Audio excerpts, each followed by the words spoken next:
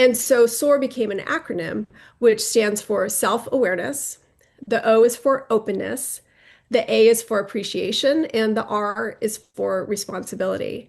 And so in my talks and in my book, I write about the lessons I've learned from the Navy, as well as working in tech, and also from my own coaching practice, and how those four qualities, when I focus on those in my life, I'm happier, I feel more fulfilled, and it's just, they've been a good guidepost for me as far as what's important in my life and what do I come back to when I am feeling uncertain on what I want to do next.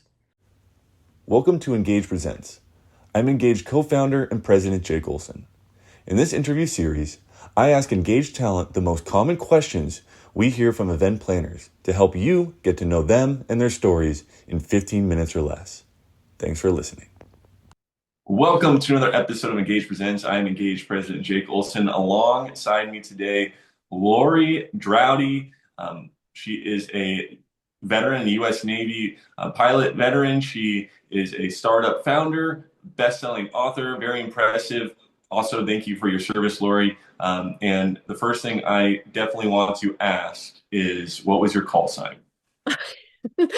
Thanks, Jake. My call sign was Rowdy, and I wish I had a good story to go along with it, like a bar fight or something. But it's actually because my last name is pronounced Drowdy, and so a lot of times call signs are based on your name. And thankfully, I didn't do anything too stupid that I got caught doing, so I didn't get a call sign from that. I got it from my last name, Drowdy. I love that. Was there so there were absolutely, and you can say this, affirmative. There was no like late night incident that got you that call sign. Not that I'm going to share, no. So you've flown a lot of high stake missions. A lot goes into those. How do you stay calm in an environment like that? Thankfully, the military and the Navy has incredible training. And so, I was never put into a situation that I wasn't trained for. And I worked with an incredible team. I flew a jet called the S-3B Viking, which had either one or two, three other people in it. So it was a crew-based aircraft. And so I think what helped me stay calm was knowing that I was part of a great team, and then I had people I was responsible for. And also, we didn't really call it mindfulness when I was in the military. I think now they're starting to refer to it as combat breathing, or tactical breathing. But what helped me was just breathing. Just, I think I'm pretty sure I had an instructor say something along the lines of, if you get nervous or if you're stressed out, just take a deep breath, right? That's what you always hear, take a deep breath. And that was what would help me calm down. And so whenever I did feel stressed or things were, getting a little, like having to land at night on the Yeah. carrier, those moments, definitely taking a deep breath helped. And now I know after, doing a lot more training in that there is something about regulating your system, your physical system through breath. And I think the military has gotten used to that now, and they're starting to take it more seriously. How how did dealing and navigating uncertainty in the Navy kind of shape your leadership style, kind of when you took it to the business world? I think that because I went into tech, I think working in the Navy and being in naval aviation helped me, because I was used to, every day is different, and there are always new challenges when you're flying. And I think just being able to learn how to respond to those challenges helped me then to go into tech.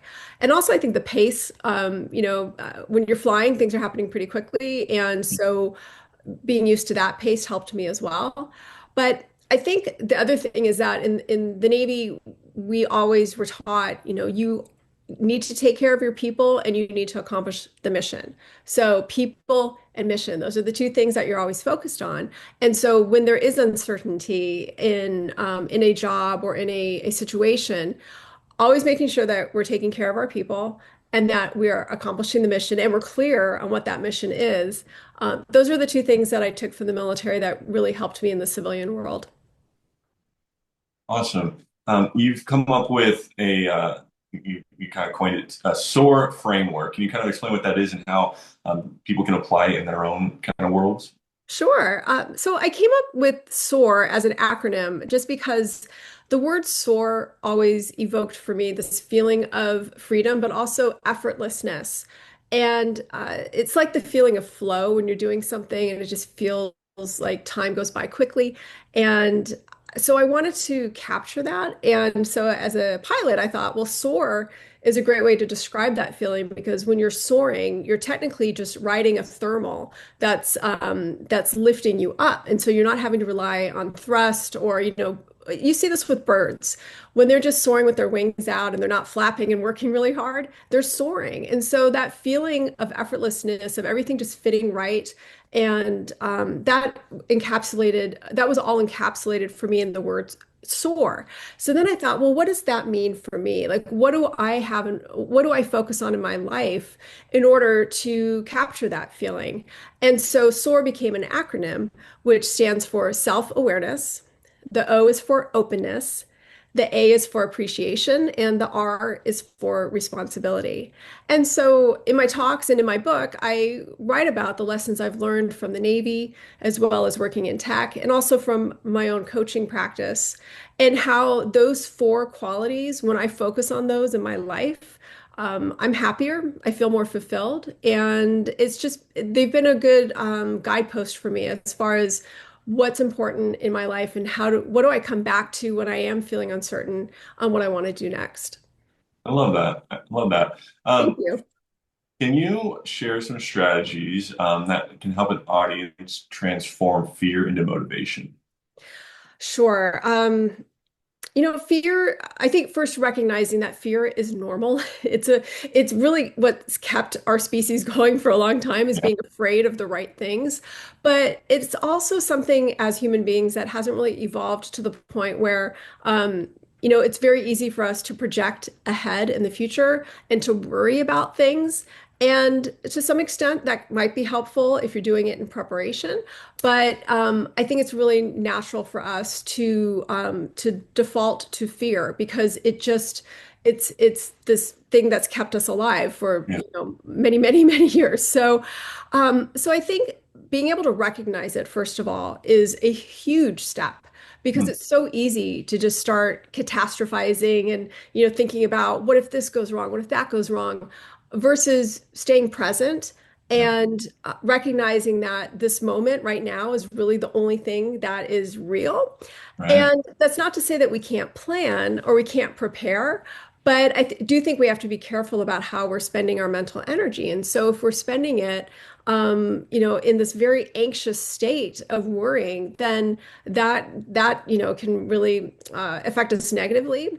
Now, for some people, it is a motivator, right? If you think about a future that you want and you worry about something that you might not have, it might motivate you to do something. But I think it's motivating you from a place of anxiety versus a place of calm, certainty and motivation. And so when I speak with audiences and with my coaching clients, I talk about how to look at fear as an acronym, which is FEAR, future events aren't real. And to recognize that a lot of times when we're afraid of something or we start feeling that fear in our bodies, it's really because we're thinking ahead about something that hasn't happened yet. Yeah. So bringing it back to now, and then also thinking, okay, if I am going to go there, if I am going to go out in the future and think about the future, why not visualize it going exactly how I want, or even better, because we're in control of what's going on in our head. So I encourage people when they do feel that fear to take a moment and recognize that they're feeling it, and then choose how you want to respond to that. That, simple enough, and really, really. I mean, honestly, like everything you just said there is true. I needed that or need that in my life more. Thanks. You've already kind of mentioned breathing, but what's another kind of simple way someone can improve their mental fitness? I have this really simple thing, Jake, that I find is fun as well. And it resonates with all the things we hear about mindfulness, about sensing things and being in your body and really being present. And so it's super simple. It's just noticing when you're washing your hands. So when you wash your hands, you feel the temperature and the water itself going over your fingers. You can smell it if it's a scented soap. You can hear the water. I wouldn't taste the soap, but basically you engage as many senses as you can and you notice all those things. And what that does is it's taking you to a calm state of mind and it's helping you rebuild those neurons in your brain that are going to help you respond more calmly when you're not in a nice, calm situation like washing your hands, but you're in a situation of, a coworker maybe being upset with you, or you find out that something's due sooner than you thought. All those stressful situations can be handled or responded to more calmly if you are building those neurons and making sure that you're taking these situations with calm wisdom rather than reacting to them. You said taste. I used to get my mouth washed off with soap when I was young instead of bad words. So I have tasted that soap. I agree with you. You should not try it. It's not good. It's not fun. My parents were like that too. Thankfully, only my brothers got it. I was very well behaved. So Oh, there you go. Yeah, that's right, Rowdy. yeah. All right. So lastly, for an event planner kind of, looking to book you, kind of walk us through your pre-event like plan process. So, what goes into you building and kind of developing a presentation for a client. So when I work with event planners, I basically have two jobs. One is make their life as easy as possible because I have planned events before in my corporate life and I know how stressful it can be. So I want to make sure that I'm making their lives easy. So for me, what that means is clear communication that's timely and that is answering their questions, making sure I'm getting my questions answered, making sure they know what I need for my presentation, that I have their number. We can communicate on travel and when I arrive and all those things. So first, it's making sure that I'm making their lives easy. And then the second thing is delivering an amazing talk that's going to transform their audience and is going to support them in their goals for what they want for their meeting. And that typically comes from, talking with them and understanding the audience, what their challenges are, what they're interested in, and how can I best support the audience as well as the event planner. So my process is typically really clear, consistent communication and ensuring that I understand what is going to make the event the best ever for them. Love it, Lori. Well, we sure appreciate you doing what you do. We appreciate your sacrifice and your service, but also, again, now sharing what you've learned, giving it to your audiences. So if you want to book Lori, visit letsengage.com. You can check out her profile there and learn more and book her. But once again, Lori, thank you for your time. You're welcome, Jake. Thank you for the opportunity. Stay tuned for more Engage Presents.